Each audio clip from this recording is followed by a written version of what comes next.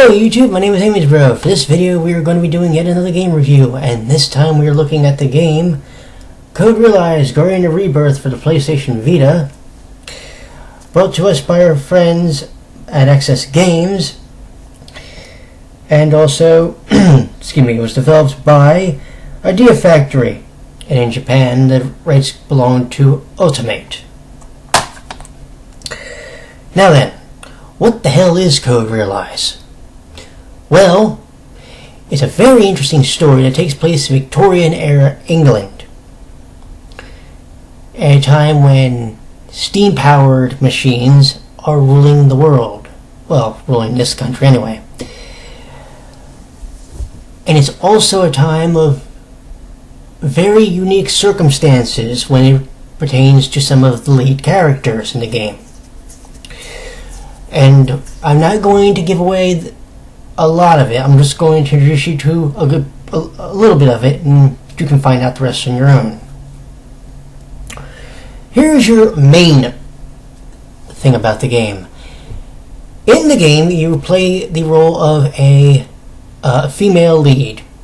Now, she does come with a name, and the name is Cardia, but you can name her as you wish.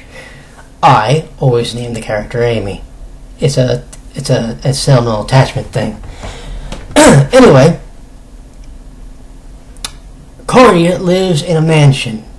Well, that's a bit inaccurate. She was left in a mansion by her father. Okay? Now, her father's name is Victor Beckford. Well, Vic decided he was going to play the role of God. And he wanted to do something pretty extraordinary. Apparently, it was going to involve our friend here. How? Leave that for you to find out a little bit. But you see, there was this one thing. Cardia had a bit of a curiosity, and she let get the best of her. Well, she let it get to the best of her enough that Queen Victoria sends one of her best men, a guy named Leonhardt, to come and try and take care of business. Well, he finds out that Cardia's not exactly excuse me, a normal young girl, and that causes things to happen. And some of them aren't really that good, let me go ahead and tell you. At least for them. Well, they think they're going to be able to do what they want and kill the girl, except for one small little hitch. A gentleman by the name of Arsène Lupin appears in the game, and whisks her away. And for the most part, folks, that is the prologue. I'm not skipping anything. Now then, the game takes place over 13 chapters. I'm going to tell you this now. In order to achieve a 100% run on the game, you must play through this game about, let me think for a second, 5 times, plus play one chapter twice. Mandatory. The reason, well, I'll explain that for you. The game is actually broke up into 2 parts. Chapters 1 through 8, not counting the prologue really, tell the story of the heroine, or Cardia. Chapters 9 through 13 tell the story of the character whose roots are going on. So, an example is, say you're doing Victor's route. His route will be 9 through 13. And the choices you make, you have to be careful, because from that point on, that's when the pitfalls come in. You can receive bad endings in the game. You can also achieve a normal ending. In other words, an ending. And you can also achieve what are called true endings. The true ending is actually crucial if you're trying to achieve all of the character images and CGs in the game. And they help tell the story brilliantly, let me tell you. The voice acting is phenomenal. But then again, let's look at least 3 of the voice actors that they picked for the game. You got Shotaro Morikubo. He plays Imphy Barbicane, the genius mechanic. You have Junichi Suabe. He plays Abraham Van Helsing. And Tomoaki Meino, who plays the gentleman thief Arsène Lupin. You take these 3, plus the rest of the cast, which is pretty impressive in its own way, and what you have is a setup for a very interesting story. Because it's not... What starts as just a story about a girl with poison in her body. No, literally. The girl... I'll go ahead and tell you. The girl ends up having poison in her because of a gem which is stuck there. And the aim of the story is to while also trying to achieve the goals of the other characters, is also trying to figure out how they're going to get it out of her, get the gem without killing her. Because the gem is effectively what keeps her breathing. Now, it's really tricky because depending on your route, you're not just dealing with the Royal Army. You're dealing with a group called Twilight. You could be dealing with the Omnipotent. No, I'm not kidding you. You're basically dealing with a version of God in this game at one point, if depending on the route you take. There are so many different pitfalls that could end up that it's ridiculous. But that's what makes it so interesting. The other thing about this game is no character in this game is left... How do I say this? No character is left in the game to the point where you're not going to be caring about them. Every character involved helps engender the emotion of the player.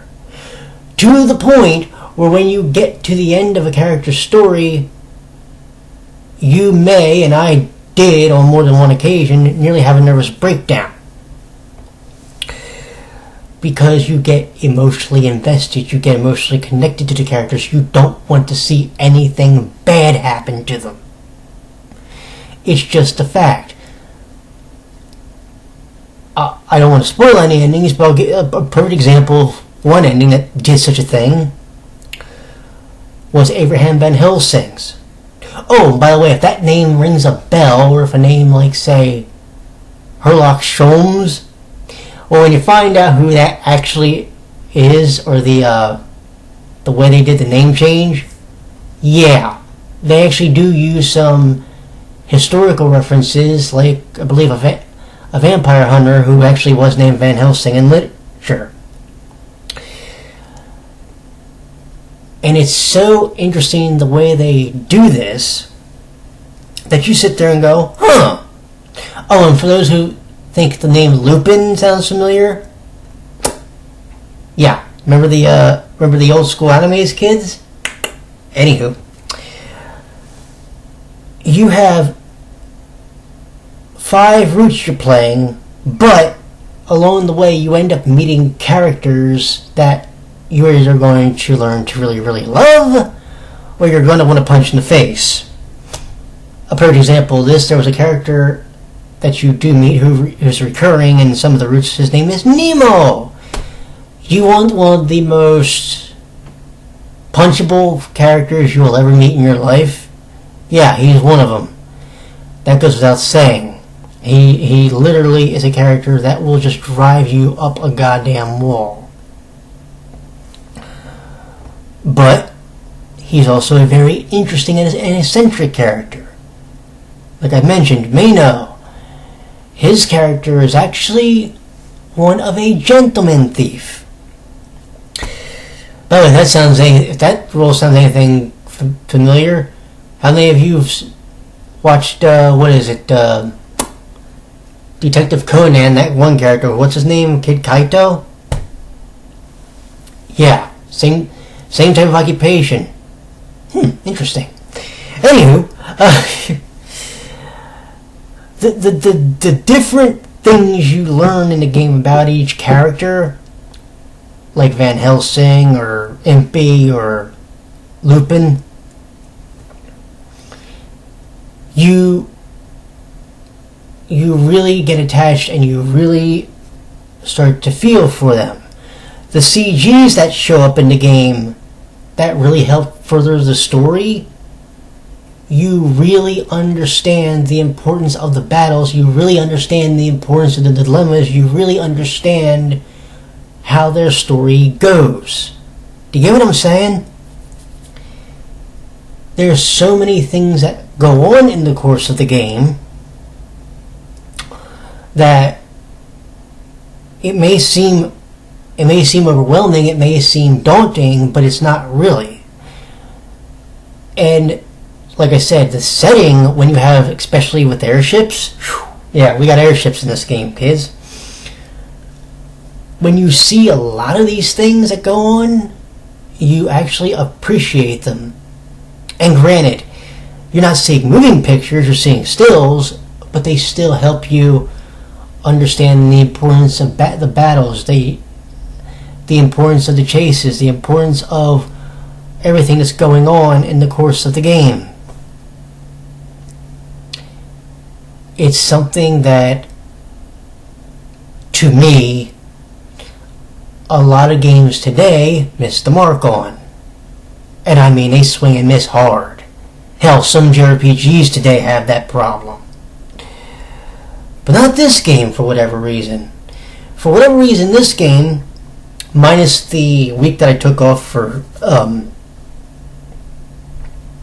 Thanksgiving, this game was one of those games that once I started it, I knew I wasn't going to want to put it down. This was a game that once I really got into it and really got into the characters and learned about the characters through their backstories and so forth, that you sat there and you went, oh, so that's why this dude's dealing with this. That's why this person's kind of about something, waking up in a cold sweat. That's why this person's told to do this to the MC. And in the end, you want to see how the story ends, and you want to see, well, okay, can I get to the happy ending? Can I see something positive? Can I see something that's going to make me really happy and excited and elated? And you do. And it's really cool to see it too. Also, this game, when you do the ending scene, when you do the extra scenes with each character, you see how slapstick the game can get. So yes, it literally will reach a range of emotions with you, between elation and sorrow, between busting up laughing to wanting to punch that guy in the face. You get what I'm saying? And there's going to be a character in there that you like. There's going to be a character that you don't like. There's going to be characters that you want to know the story of, and you do learn the story of virtually all of them. I think if maybe there's one that you don't, and maybe you did and I forgot, was Queen Victoria. But you virtually learn about everybody. You learn their motives, and you learn why do these people do what they do. Do you get what I'm saying? Everything is a motive. Everything is important to the overall story, and by the time you get to the final root of the game, you're sitting there going, okay, I understand all the motivations, I understand all the backstories of the other characters. Now I want to learn about this one, and everything I learn is just probably going to blow me the hell away. And let me explain something to you. It kind of does. It's almost more emotional, because it's not even like a character death. It's just learning about the one character's past just makes you go, whoa, you had it rough, dude. And that's what makes me actually enjoy this game a lot. Because every character behind their happy exterior might have a very dark past. Do you get what I'm saying? So you learn a lot about them. And that's just something that I think we need to really look at in gaming today. Because I'm not saying everybody. Some people may look at characters and they don't really care about the story. They don't really care about a backstory. They don't really care about why a character has these motives. They just want to see what the end credits look like at the end of the game. And for some people, not everybody, some people may only care about their plat count. You know, me, when I play games like this, I want to know the story. I want to know what makes you important. What makes me care about you? What makes me feel that I need to be this connected to you? Do you see what I'm saying? Overall, I'm going to tell you this. Barring a few problems. Now I'm going to get in, there's a few glitches. I told you this game is voice acted, right? Well, sometimes that I've noticed, some of the scenes or some of the lines are technically voiced. You may hear a little bit of voice acting and then the sound just kind of dies. But just trust me, as long as you're reading it, you're fine. Also, this is, it's not really a major problem, but for some people it might unnerve them. What happens is, when you're reading the text, some of the words are actually misspelled by like one letter, and sometimes where the speaker's name is, it'll be like up here. They'll take a line of text or whatever and they'll shove it so that it's completely off the screen or whatever. So there's that technical glitch, but it's nothing really to freak out about. You know, the stories are so good, you can kind of forgive that in the end because of the way the story plays out over the course of the game. And I think you seriously need to check this game out because, to be honest, the way the visual novel scene's coming for the PS Vita, we got this, we got the next game which we'll be looking at, which is Nord 9, and we'll probably have a lot more coming after that. So, until the next time, friends, I will talk to you later. You all take care, and like I've sort of already mentioned, this is the next one on the list, Nord 9 VAR Commons for the PS Vita, and it is literally the same company, Axis Games. So, y'all have a good one, and I will talk to you in the next video. Later, friends.